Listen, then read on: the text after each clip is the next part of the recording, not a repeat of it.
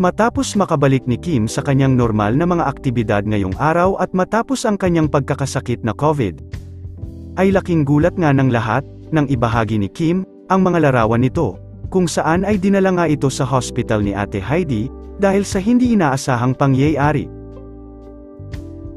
Ayon kay Kim, ay hindi niya inaasahan na dito magtatapos ang kanyang araw. Not what I expected to end my day, thank you Ate Heids Fernandez. Bukod sa nakaswero ngayon si Kim, ay kailangan mun ulit nito umano na magpahinga sa kanyang trabaho. Kapapahinga mo pa lang pero magpapahinga ka ulit daw, yan nga ang sinabi sa kanya ni Ate Heidi. Bagamat hindi pa nagbigay ng kumpletong impormasyon tungkol sa pangyayari, ay kaagad naman na nag-alala sa kanya ang kanyang mga fans.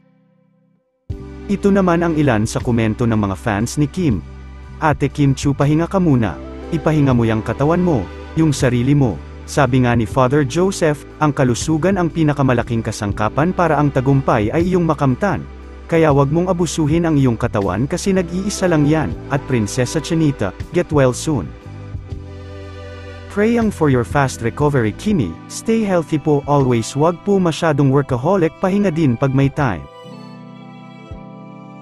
Samantala, bukod sa marami ang humihiling ng kanyang paggaling ay inaabangan naman kung makakadalo ito sa kanilang event sa Iloilo.